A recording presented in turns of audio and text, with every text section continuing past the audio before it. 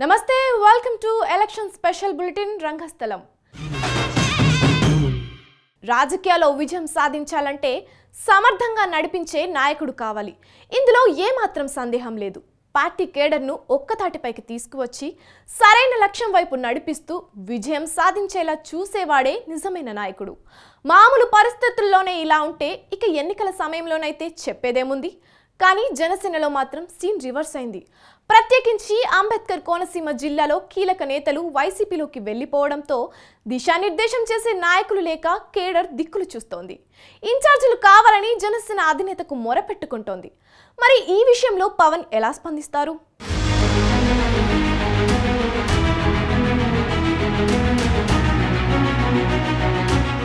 కూటమి ఎఫెక్ట్తో అంబేద్కర్ కోనసీమ జిల్లాలో జనసేనకు నాయకులు కరువయ్యారు. టికెట్ రాలేదన్న కోపంతో ఆ పార్టీ కీలక నేతలంతా ప్రత్యర్థి పార్టీకి జంప్ అయ్యారు. దీంతో ఆయా నియోజకవర్గాల్లోని జన సైనికులు, వీర మహిళలు దిక్కులేని పక్షుల్లా మిగిలిపోయారు. దీంతో ఇన్ఛార్జీలు కావాలని హైకమాండ్తో మొరపెట్టుకుంటోంది క్యాడర్.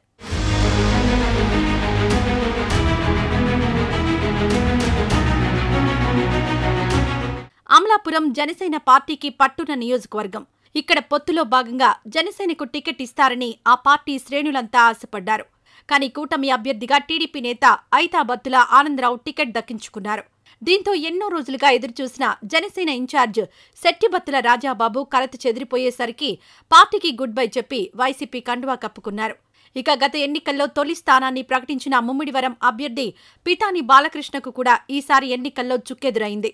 పొత్తులో భాగంగా టీడీపీ అభ్యర్థిగా దాట్ల బుచ్చిబాబు బరిలో దిగారు. దీంతో ఆగ్రహించిన పితాని జనసేనకు రాజీనామా చేసి వైసీపీ తీర్థం పుచ్చుకున్నారు.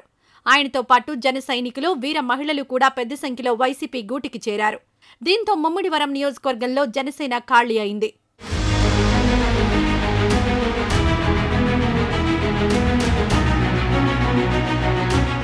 మండపేట నియోజకవర్గంలోనూ అదే పరిస్థితి.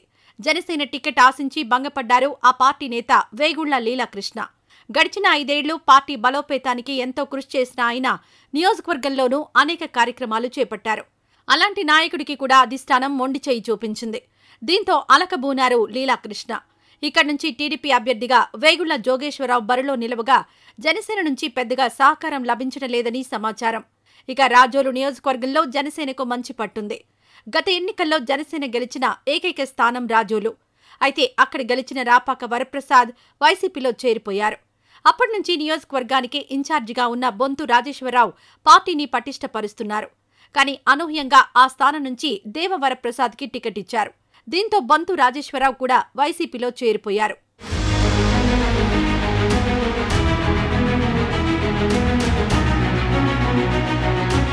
ఇక జిల్లాలో ఎంతో పేరున్న నియోజకవర్గం గన్నవరంలో కూడా జనసేన పార్టీకి ఇక్కట్లు తప్పడం లేదు.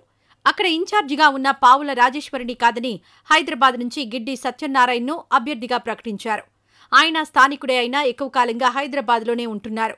దీంతో ఆగ్రహించిన పాముల రాజేశ్వరి జనసేనకు గుడ్ బై చెప్పి తన అనుచరులతో కలిసి వైసీపీ తీర్థం పుచ్చుకున్నారు.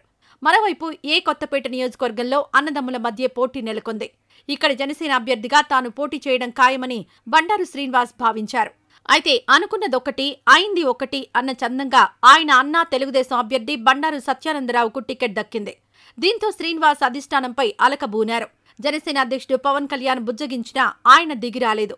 అందుకే తన అన్నకు ఏమాత్రం సహకరించడం లేదన్న టాక్ వినిపిస్తోంది.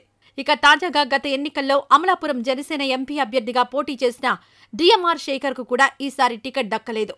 దీంతో ఆయన కూడా పార్టీకి రాజీనామా చేసి వైసీపీ కండువా కప్పుకున్నారు.